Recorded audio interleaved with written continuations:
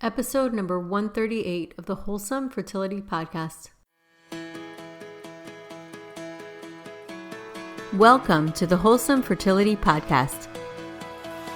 I'm Michelle, a fertility acupuncturist here to provide you with resources on how to create a wholesome approach to your fertility journey. My guest today is Rebecca Stewart. Rebecca has studied yoga for the past decade, gaining over 1,500 hours in yoga teacher training, specializing in healing for women, specifically with energetic and health issues related to the womb. Her purpose on earth is to help as many people as possible to heal, and she knows this can be done through movement, breathwork, plant medicines, reconnecting to nature, and living through the heart. Rebecca is so passionate about her work because she was her own first successful client. Her own healing journey over the past 10 years has given her a deep passion and excitement in wanting to help others reconnect to themselves and feel empowered. So welcome to the podcast, Rebecca. Thank you. Thanks for having me on. I'm very excited to have you on. I really love your story, and I would love for you to share your story, your journey, and how you got to doing what you're doing today. Okay. I always find this quite difficult because obviously your whole story is your whole life, isn't it, up into this moment? But to put it briefly, I have been teaching yoga for 6-7 years, and I've been on a healing journey probably since I was about 20, so about 9 years. And I I used to suffer all of the things that I think most women experience. I had really bad body dysmorphia. I had, I sort of dipped into various different eating disorders, I suppose. I always call it disordered eating rather than one specific thing. I had really bad acne. When I was younger, I was that person who definitely didn't deal with things in the right way. I used to party a lot, drink a lot, things like that. And then I sort of found this healing path. And over those years, I began to heal all of these different things, or at least, begin to see that there was a way out. So I started to feel a lot better about my body. I started to understand self-love and all of these other various different things. I changed my nutrition and my diet, and life, I suppose, was just sort of enhancing. But I reached a point somewhere along the journey where I was still experiencing really bad periods and a really bad menstrual cycle. And I couldn't work out why, because obviously I had, I was doing all of the right things, shall we say. I was doing yoga, I was eating right, I was, doing all of these things. I was going for walks, I was exercising, I was drinking enough water. And, eventually this just kind of took me down to the root of, feminine power and how we're all just living in this masculine energy. And it turned my whole life literally, bam, upside down. Changed everything completely. In reality, the yoga that I was doing far too much yoga. I was practicing too often. I was never taking into consideration my cycle. I was never taking into consideration the fact that I was a female. I wasn't resting enough. I wasn't sleeping enough. So yeah, that's the brief of what got me to the point of where I am now. And as I say, it changed my life so much that I then became so passionate about it that it then became my life purpose to empower other women with this information. Yeah, that typically is how it happens. It happened to me as well. Like, we start out either as patients or our own clients, really. Yeah. So what was it really? How did you figure out that that's what it was about going into a feminine, energetic pattern? There was a few things, because like I said before, with like, even when I had really bad skin and stuff, I'd over the years began to realize that things aren't, always as simple as they seem. There's normally some kind of energetic root cause, trauma, belief system behind it. So then obviously when I was struggling with these pains and unhealthy relationship with like my womb, I found a book called Wild Power. That was the book that changed my life. I don't know if you've read it. And as I was reading it, there was just such deep resonance that it couldn't be ignored. I was like, oh wow, and it explained everything, and the different seasons and cycles that we go through. So it was this resonance. And then that book, strangely enough, for some reason, I just went to the back of the book and I looked for references to other books. And there was a book there called Yoni Shakti, which is by Uma Dinsmore-Tuli. I'm sure you know of her. And she speaks specifically about women in yoga and the yogic lineage and how that has affected us. And And so, you know, that was then what really shifted it for me, because obviously that was my path at the time, was just yoga. It's interesting how we have these hints when our like soul reaches for something or knows that it needs something, and then the universe will start to give you hints, and you'll kind of go and find all these different clues, and those clues are going to give you almost like it sparks and ignites something within your soul that says, oh wow, yes, I'm onto something here. Precisely. Yeah, and so through this, you've figured out ways to connect and heal your womb. Yes. And how did you do that? Walk us through that. Well, I also did a course with Queen of Fua. I don't know if you know Queen of Fua. So I did that course. She does like a 12-week course. So that was quite. I'm trying. It's always hard to pinpoint back to when it actually started. I started tracking my cycle. That was really key. So it was like, you know, starting to write down, how did I actually feel? And that was just each day giving me something to help me understand. I started to obviously actually honour my bleed time a little bit more, and rest, and honour that part of the cycle. I stopped fasting. I used to fast a lot, so I stopped doing that. And just, you know, eating more regularly, and oh God, so many things. And then I did this course with Queen of Fua, so that was like a 12-week long like immersion, and amongst that I did a lot of like meditation. So in the morning you just sort of had to sit and connect in with your womb, and there was a little bit of a breathing practice, and then the things that would come up were unbelievable. You know, times when it was like I was sort of in my womb, like getting people and taking them out, and then healing the wound, and, you know, really sort of, you know, bizarre things that were going on. And then I did the womb yoga course with Uma as well. And I just dove into every single book and piece of information that I could about this stuff. I changed my practice completely. I changed my whole life completely. I changed my job completely. I reduced the number of yoga classes I was teaching. I stopped doing hot yoga. Just, oh God, tons of stuff. It's really been a huge, big, you know, journey. There was a point I did an ayahuasca ceremony as well, and I asked about, you know, healing my womb, and there was a big process around that as well. And it's just been like, I suppose the period of the past 3 years has just been very intensely healing the womb and healing the feminine, and I'm still in the birth of it, I think, you know. Yeah. It's interesting when you're talking about how when you were meditating and kind of visualizing and really sending your energy towards the womb. I think that our inner landscape seems so mysterious to a lot of people, and people don't realize that it actually has a purpose. Our ability to visualize and our ability to really put our intention into something. But I think what happens often is that people doubt what they see. So you'll kind of sit with it, right? And you'll get these visuals and you'll feel something come up, and then you'll heal those things or send healing to it, or put your intention to heal that. So that's, I think, the key thing is people doubt that they're getting messages from their body. So how did you just kind of naturally flow into that and just accept it and realize that it means something? I guess so. I've always kind of been that way a little bit, you know. I've always been quite intuitive. I've always been a little bit on the spiritual side. But that is something that's like almost like my phrase now when I speak to people about learn the language of your own body.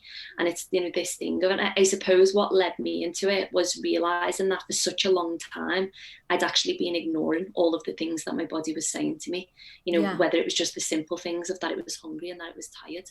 So as I moved into this journey, and obviously when we're working with the feminine, it is very much being in the body. And I guess I just started to really listen, and listen as much as I can to what was being said. And those little processes, I just honoured it instead of, like you say, dismissing it, which I suppose maybe at times previous I may have done that.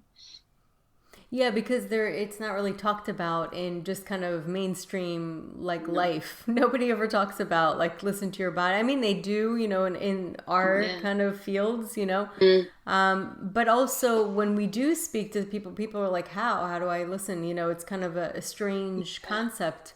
Yeah, this is what the womb healing has really led me to, in that there's been so many concepts that I've really had difficulty understanding, and that was one of them, listen to your body. But with the womb healing, I found that by things like tracking my cycle, for example, this was a direct way of experiencing the language of my body. Okay, how do I actually feel today? I always check in every day.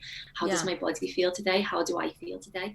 And then I'm noting it down, and it's it's tuning in and asking myself, how do I actually feel, and actually understanding what that is. But quite often with the girls who do my course with me, sometimes I'll ask people to ask, how's your body feeling? And often they come back to me and say, I don't know. I've never even asked myself that question before. How am I feeling, or how's my body feeling? Which is, very telling, I think, of the world that we live in. For sure. And I think that what you're bringing up is really important, because when people say track your cycle, a lot of times they just do like the thermometer, the temperature, or the dates, or the cervical mucus, like the mechanical, physical stuff. What I like that you're doing, and they find it stressful, and some people just don't want to do it at all. But I think there's something really powerful about asking yourself, hey, how am I doing today? Like checking in, like, how do I feel? And just connecting with that kind of brings a whole other element, because I think that that's skipped over a lot when people track their cycle.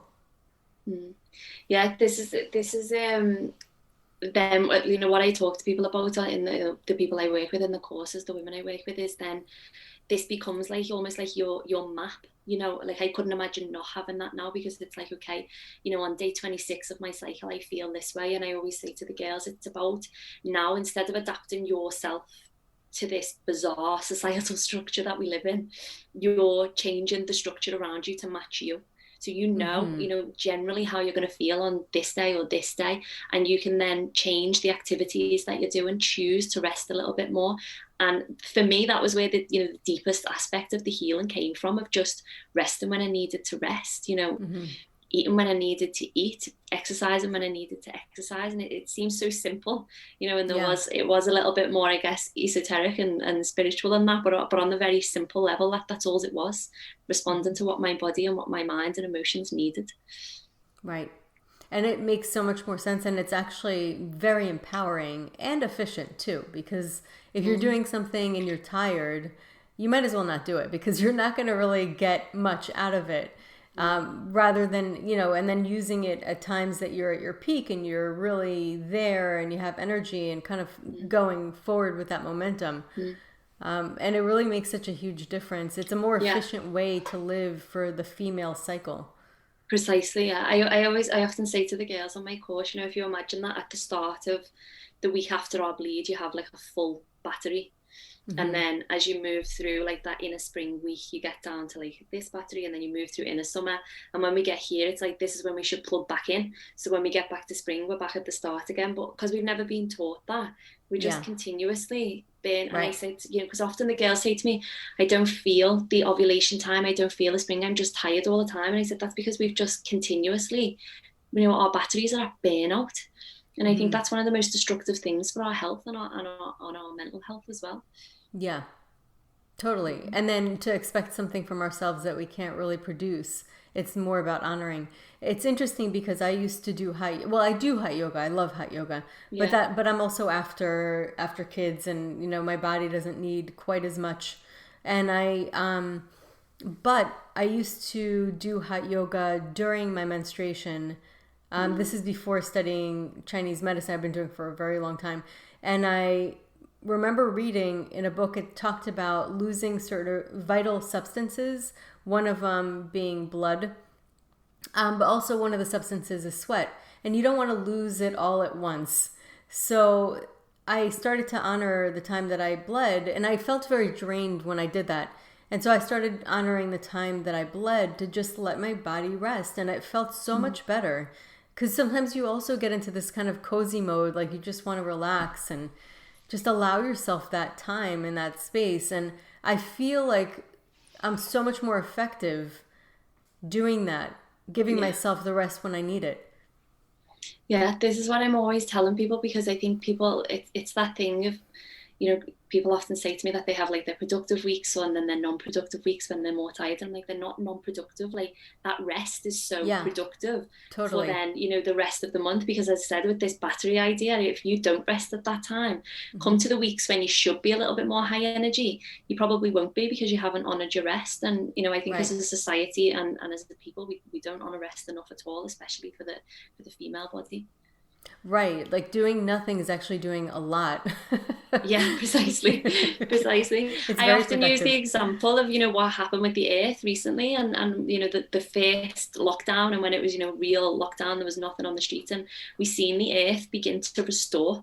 Hmm. Nobody had to do anything. Nobody, went out and made, the earth do anything. She just did.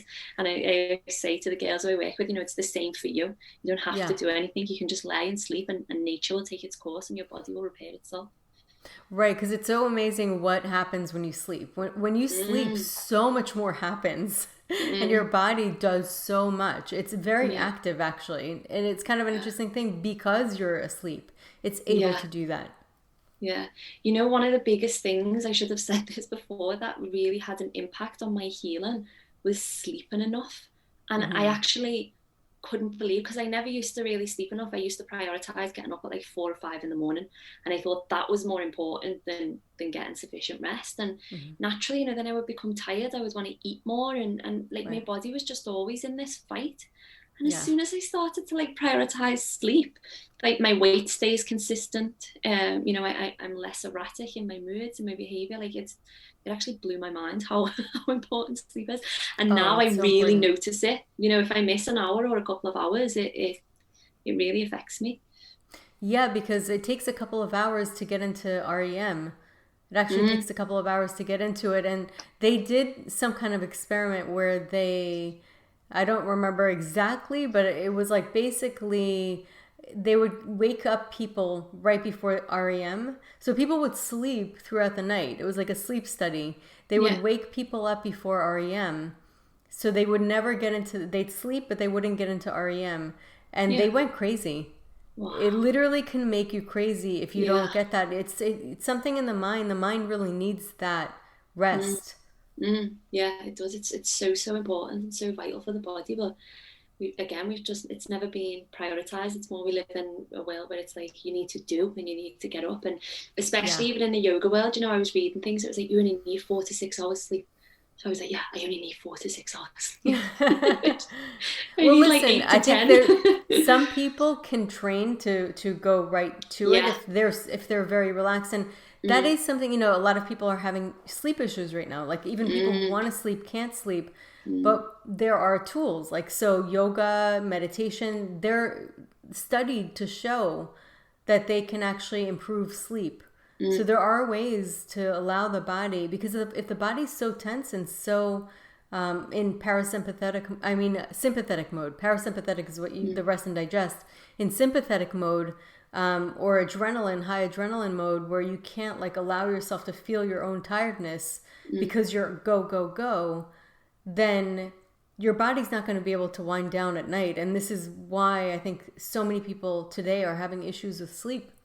Yeah, yeah, most definitely. Yeah, I agree.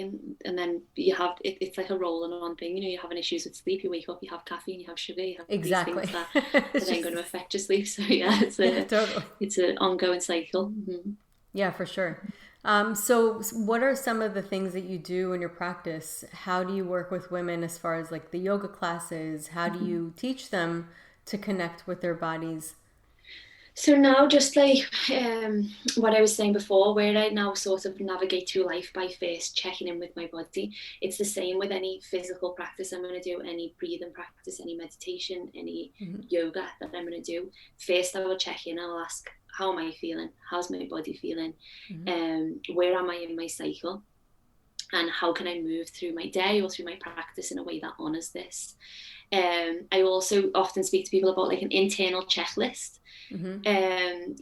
by looking and saying sort of, how much physical activity I've already done today, what do I have to do tomorrow, because what I noticed with myself was, as I did start to drop into this a little bit more, you can become you lose accountability for yourself in the times when maybe you do have a little bit more energy. So that helped me to look at and just be like, where am I in my cycle? What is this? And just these little questions that any individual could ask their own questions, do I have to do this with the kids today? Or have to go for a walk? Because again, what I was beginning to notice with people, or even with myself, for example, is I was beating myself up if I wasn't doing a yoga practice, but I was actually doing 8 yoga classes a day and walking in between all of them. So we forget all of this other physical activity that we've actually done throughout the day. So what I try to educate people on is looking, and if someone, for example, is a teacher and they're on their feet all day and they're moving around, maybe the best practice for them is going to be like a yoga nidra or a yin yoga, and that's going to be the best and most beneficial thing. We hear these things all the time of like, you should exercise because it's really good for you, or you should do yoga because it's really good for you, and it's non-specific to the person.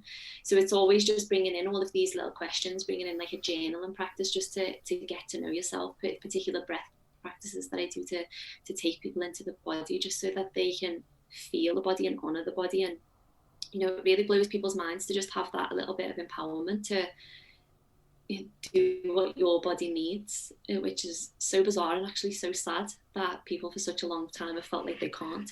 I was having a conversation on the course that I've just started the other day, and I say to them before we begin, it's online, I say, if you need to go to the toilet at any point, please just go. And the lady, when I did my womb yoga course, she said the same, and it was actually so profound, because I realized for most of our lives, you sit there and you feel like you can't go for a wee, or you've been, throughout school. And so we've been educated. Can't go to the bathroom. So then you'd be sitting, in a course or in a meeting or something like that, and you feel this guilt because of this, it's almost a metaphor for so many other things, but we're sitting there and you're desperate for a wee and you feel so bad and like you can't honor your body and just go. And I remember in this moment when she said to us, if you need to go to the toilet, just go. And it was like, wow, so empowering. So it's just this thing of like the signals that our body has given us, respond to them. Obviously, that excuse me, that has a whole other side, because sometimes people's bodies can give them the wrong signals. You might have cravings for foods that your body doesn't necessarily desire. But what I try to educate people on is the more and more that you really dig in and do the little meditation and do a movement practice and tune into truly your true inner body and what you need, then you will actually, you will make the right decisions and choices. Yeah, absolutely. And what are the different types of yoga that you teach? So I'm trained in lots of different types of yoga. I started with a hatha yoga. I did a 3-month course in India, and then I did Ashtanga, and then I did Pranavasha. I've been to India about 5 times training. So I always did the very, very intense courses, 2 hours a day, 2 hours in the morning, 2 hours in the evening, 6 days a week, like really super intense. And then I trained in the womb yoga as well. So where I'm at now in the way that I teach, I try to, I suppose, bring through all of them, because I didn't want to jump from, this sort of having this like strong practice and moving through, and I think to just right straight into this very feminine practice, because what I noticed was you can have all of those throughout your cycle. Different things are going to suit you at different times. Right. True. So I've tried to create like a blend, I suppose, of all the things that I've learned, and then make it more intuitive, so more that you're listening to your body rather than this very set structure, which a lot of yoga practices are like, stand here, lift up, bend down, sit, and it never takes into consideration where you're at. And I always now before a class would say to someone, where you at in your cycle, how's your body feeling, all of these things, and just honor what is happening for you. Yeah, I love that. And what is womb yoga? Womb yoga essentially is yoga, I guess, that just takes in consideration the womb, because obviously, like everything that we have that exists in this world, we have this structure where at the top of it for most things is men. So, the top of the government, at the top of the thing, and it's the same for yoga.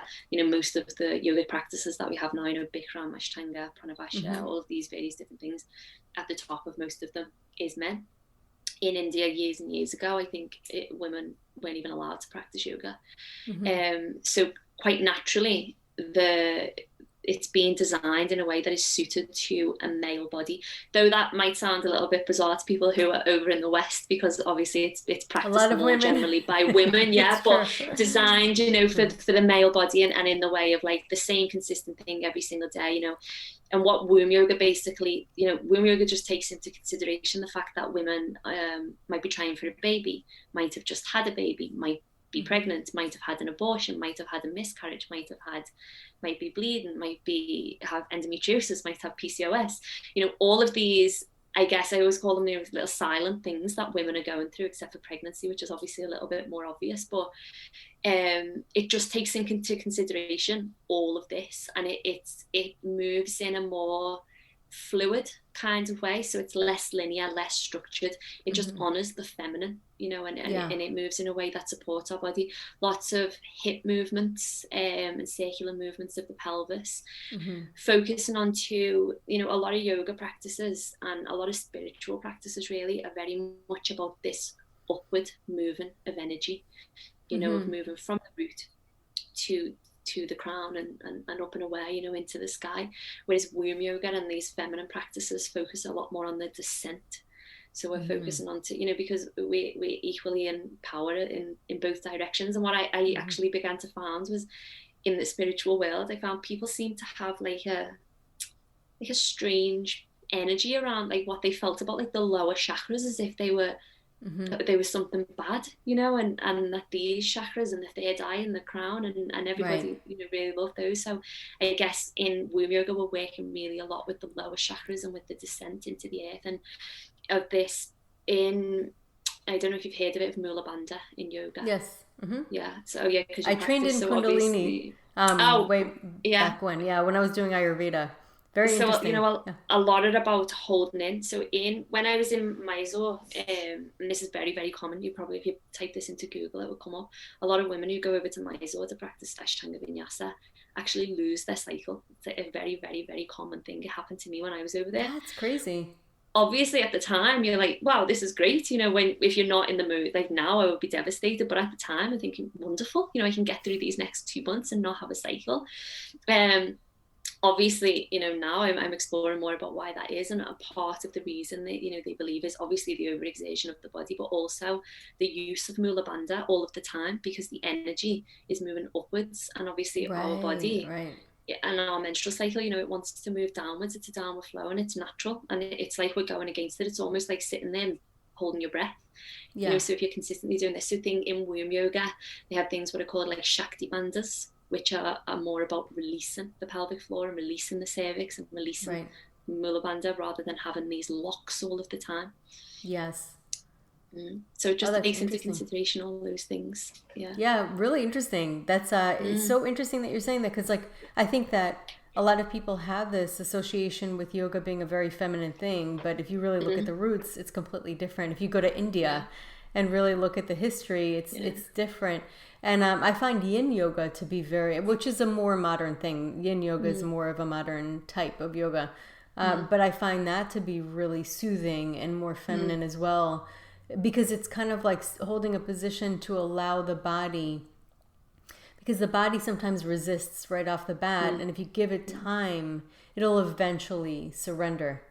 Yeah, precisely, which is a very feminine act, isn't it? To just let the body surrender. Yeah, I love that. And another thing too is when I was looking at your website, I was thinking about like the whole idea of really feeling emotions and processing emotions through breathing, through movement, because a lot of times our knee-jerk reaction is to try to fix emotions in the state of those emotions, and then we kind of spin in the same place. And the easiest way, there's an easy way out, like, and really it's through the body and through breath work. So it's kind of like this tool that makes it so much more manageable, because emotions seem so impossible to manage because we try to manage it from the same place that we're feeling the emotion or that state of mind. Yeah. From the logic aspect, really, isn't it? We try to think our way out of it, and that's another reason why these more feminine embodied practices, because they really take you into the body and, like you say, help you to move it out and freely express in instead of this rigidness and staying still, which we're so used to, and then the Yes. overthinking, instead of just being free and expressing ourselves and letting it just move through the Yeah. body, with breath, with movement, with whatever we might need. Yeah, absolutely. And I think that that's really where we hold our blocks is in our body. It's pretty Mm, incredible. And I think mm, I've heard so many people doing yoga practices like really for a while and on the yoga mat just bawling their eyes out because mm. somehow they moved something in their body, whether a lot of times it's the pelvis actually, Yeah, which is very and interesting. released something and they're like, oh my god, like just so much came out. I have no idea what this is, but it's just an interesting thing, and you don't Yeah. almost don't need to know what it is. It's just it's energy moving. It's really like Precisely. Yeah. undigested emotions in your Yeah. body. Yeah. Yeah, and we've just never ever been taught of the energetic body, the spiritual body. We're always working with just, the physical body and the symptoms of things that are coming up, rather than, the depths of things that, we may be holding on to within our body.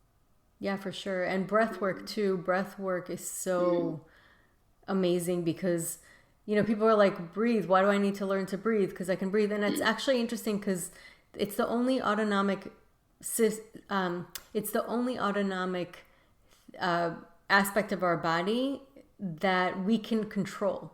Like mm. it's automatic, but it's also controlled. Yeah, And we don't breathe like anywhere near enough the potential that our lungs can actually breathe. A lot of times we breathe very shallow. We don't mm, get the right oxygen into our bodies. So pranayama and like the ability to really utilize the potential of our breathing is so powerful mm, on like every level of our being, the physical, the mental, spiritual, everything. mm. Yeah, it really is. I use a lot of it with the practices that I do, and within the courses as well. Like a particular one, like what I was saying before, about focusing on the exhale, really relaxing the pelvic floor and feeling this sense of release, because the pelvic floor is like a stress reflex.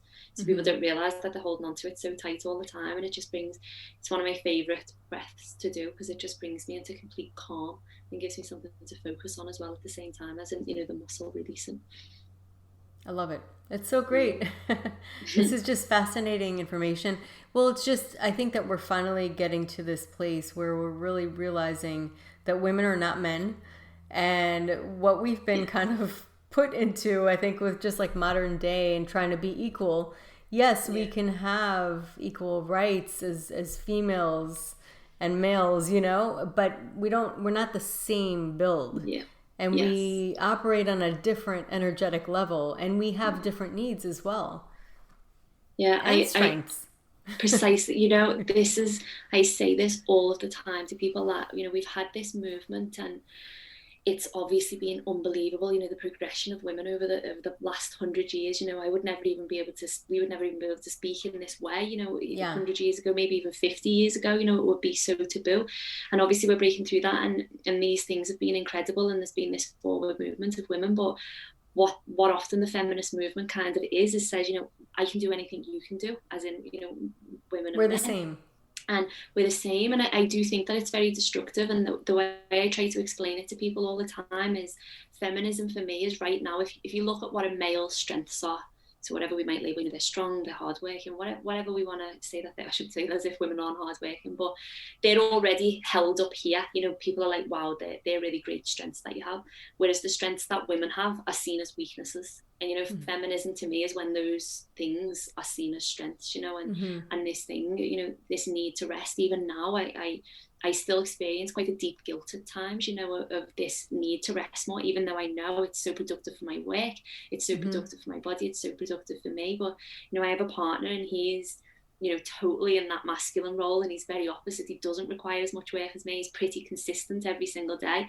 And Yeah. I still can't help but compare myself to this person, and it is hard to keep stepping back into that and realizing, like, no, this is where my power lies. That's where Yeah. their power lies. This is where my power lies, and tapping into that. And I was speaking to the girls on my recent course about the two sides of the cycle, and it's almost like a little bit like yin and yang. So as Mm-hmm. we're in our pre-ovulation and ovulation, we have this very yang energy. So this energy that matches, the masculine energy we live in, the Mm-hmm. society that we live in. So everybody always loves it there. And then we have this more yin energy of like our premenstrual and our menstrual week. And a lot of the girls were saying, I really just want to heal my relationship with the feminine. And then in a different breath, they were saying, I just hate that time and I just love that time. And I said to them, if you notice the polarities between this and what the purpose of this course is now going to be is in honoring and appreciating, respecting that premenstrual and that menstrual time, because that is where that's where the feminine power lives, and that's where we really tap into those energies. And I think it's unbelievable that as women, as human beings, we're always trying to find a balance, aren't we, between these two polarities, the yin and the yang, the masculine and the feminine.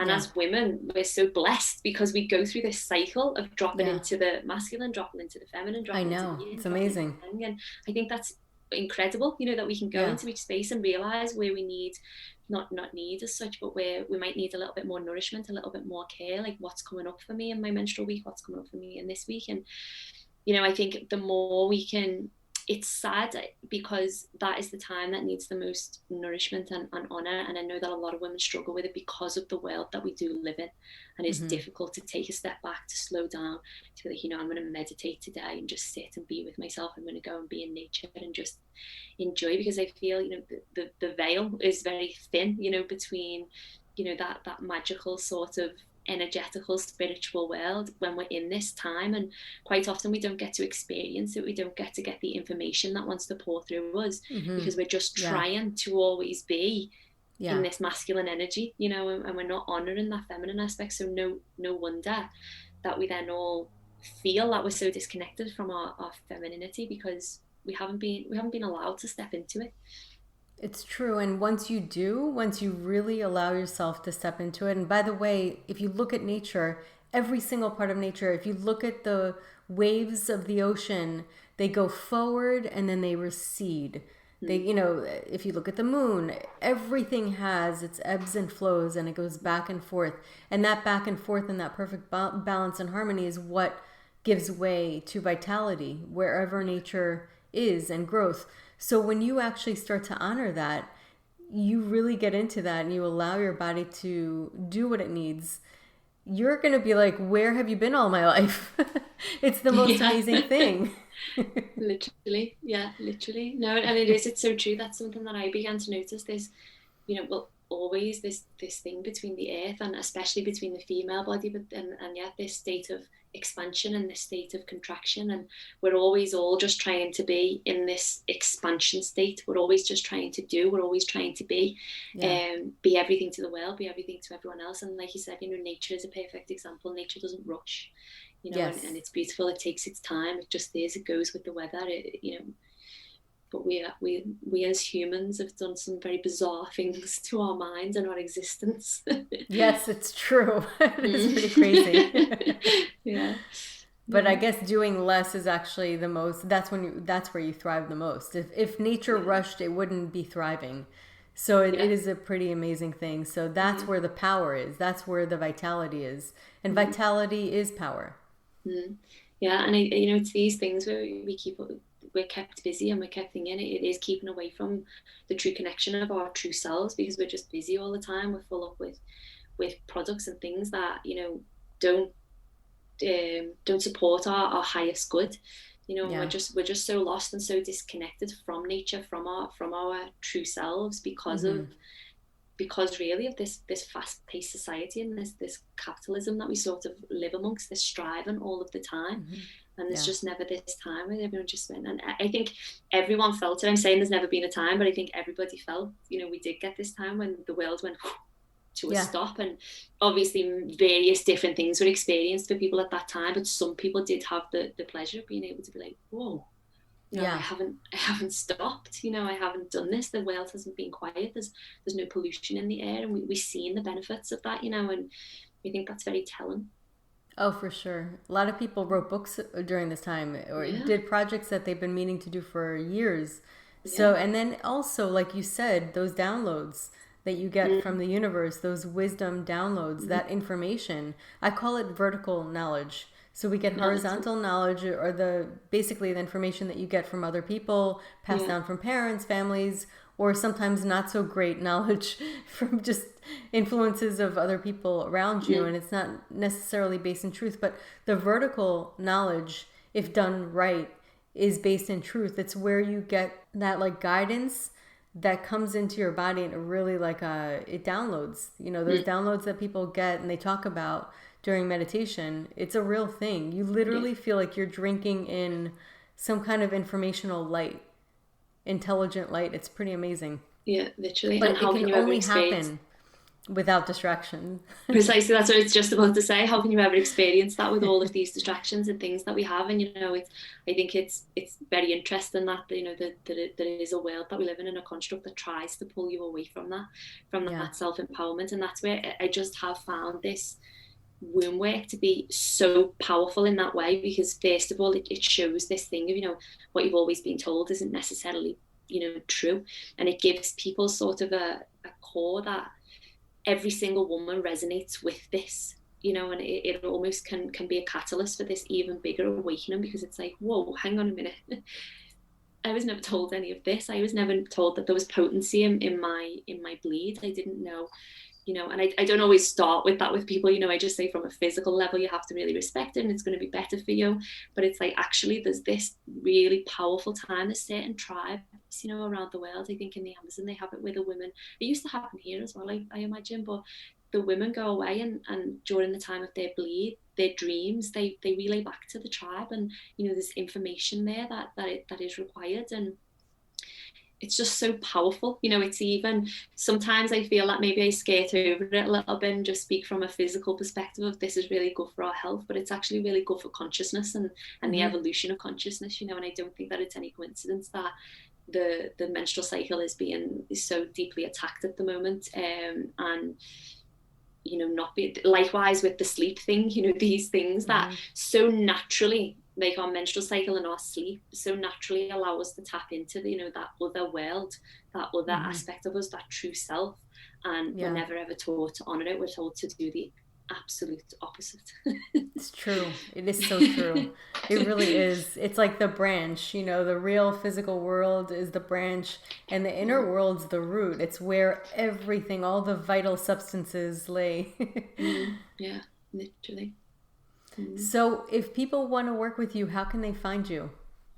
So I'm on Instagram. That's probably like my main platform. It's at Rebecca 3_ and then Stewart. Spelled like it is there. I have a website which is rebeccastewart.co.uk, and then I'm on Facebook as well, just under Rebecca Stewart Yoga.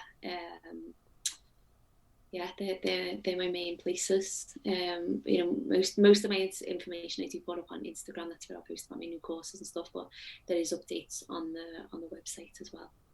Awesome. I'll have all of this information in the episode notes. And this was such a great conversation. It was so important. It's just such a great and important topic. It's really like an awakening of the feminine. I love it. It's always it's such a mystical topic, yet just so full of life too. It's a wonderful and important topic, especially today. Yeah, that's it. You know, you say it's so mystical, but so grounded in the earth and in the physical as well. You know, it's so true. Yeah, thank you. Yeah. Well, thank you so much for coming on. It was awesome. Thank you. So that concludes today's episode. You can find all of the links mentioned on the episode notes. If you're enjoying these episodes, please take a moment to share and leave a review. Reviews mean everything to podcasters, and I really enjoy hearing from my listeners.